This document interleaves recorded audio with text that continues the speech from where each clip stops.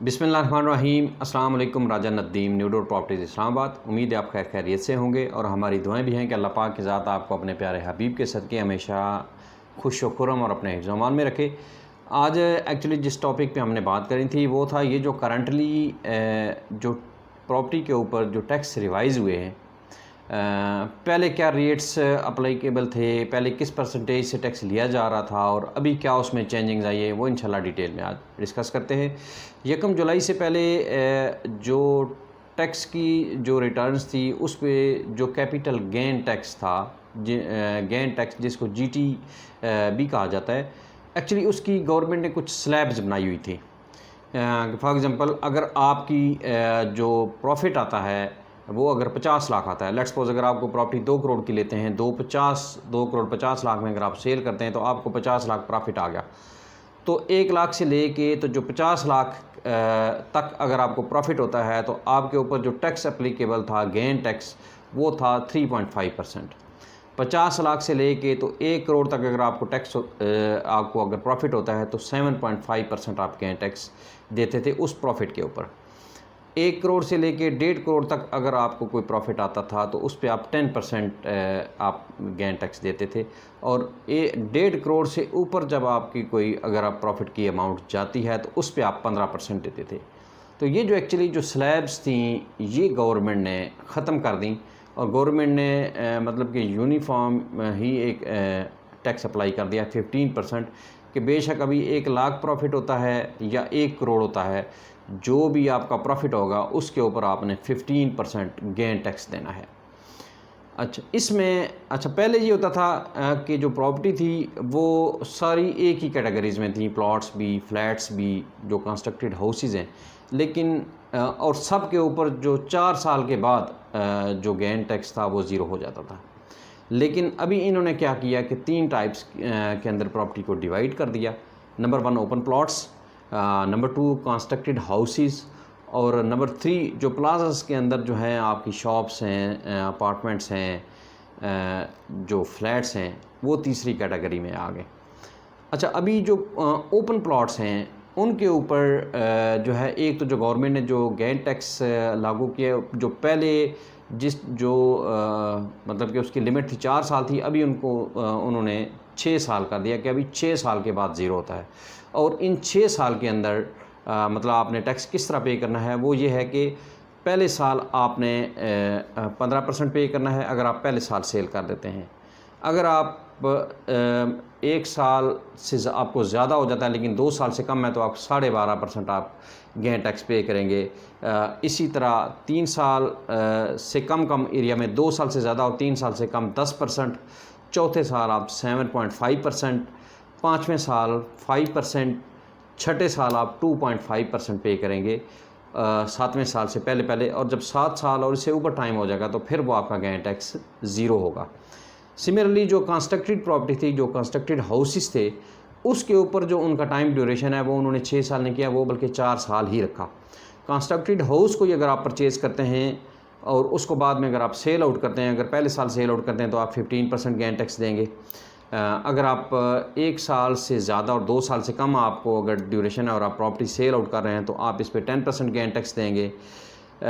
अगर 2 साल से ऊपर और 3 साल से कम है तो 7.5% गेन टैक्स देंगे, और चौथे साल आप जो है वो 5.5% गेन टैक्स देंगे, और 5वें साल वो आपका गेन टैक्स ज़ीरो हो जाएगा in case of constructed houses. तो यहाँ पे 4 साल के बाद आपका गेन टैक्स ज़ीरो होता है।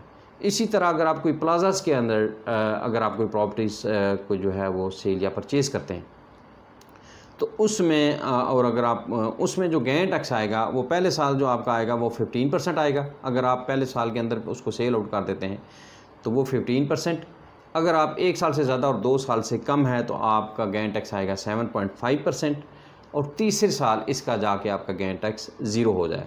तो गवर्नमेंट एक्चुअली का जो स्टांस है वो ओपन प्लॉट्स की जो ट्रांजैक्शंस हैं जो ज़्यादा हैं उनको वो डिस्करेज कर रही है, और उस पर उसका उन्होंने ड्यूरेशन उसकी बढ़ा दी है, जबकि जो कंस्ट्रक्टेड हाउसेज हैं उसकी ड्यूरेशन सेम है, और जबकि जो फ्लैट्स हैं उसकी ड्यूरेशन ने मज़ीद कम कर दिया ताकि लोग प्लॉट्स फ्लैट्स इनमें भी इन्वेस्ट करें।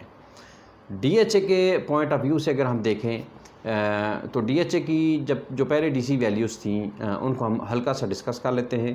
DHA फ़ेज़ 1 की जो DC वैल्यू थी वो पहले 1,06,000 1% एडवांस टैक्स बनता था, तो अभी 2,12,000 बनेगा। और इसी तरह ये 1% जो है, जो नॉन फाइलर हैं वो इसी हिसाब से 5% इसको कैलकुलेट कर सकते हैं। इसी तरह DHA फ़ेज़ 2 उसकी जो DC वैल्यू थी वो 1,17,000 1% उसका एडवांस टैक्स बनता था, अभी 2,34,000 बनेगा 2% के हिसाब से। ये फाइलर्स की मैं बात कर रहा हूँ। नॉन फाइलर्स इसी तरह मल्टीप्लाई बाई 5 इसको करेंगे।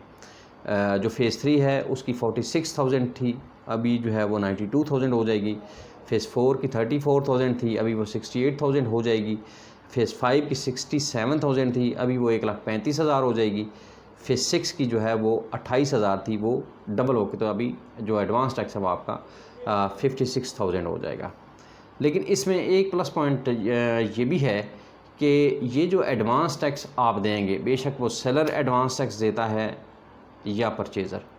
अच्छा, जो सेलर के पॉइंट ऑफ व्यू से यहाँ पे एक और चीज़ मैं आपको क्लैरिफाई कर देता हूँ कि जो सेलर दे रहा होता है, एक्चुअली यहाँ प्रॉपर्टी की लैंग्वेज में उसको हम गेन टैक्स बोल रहे होते हैं, हालांकि वो एक्चुअली गेन टैक्स नहीं होता, वो सेलर भी एडवांस टैक्स दे रहा होता है FBR को, और जो परचेज़र है वो भी एडवांस टैक्स दे रहा होता है। तो इन दोनों के जो एडवांस टैक्स हैं वो आपकी एनुअल रिटर्न के अंदर एडजस्टेबल है।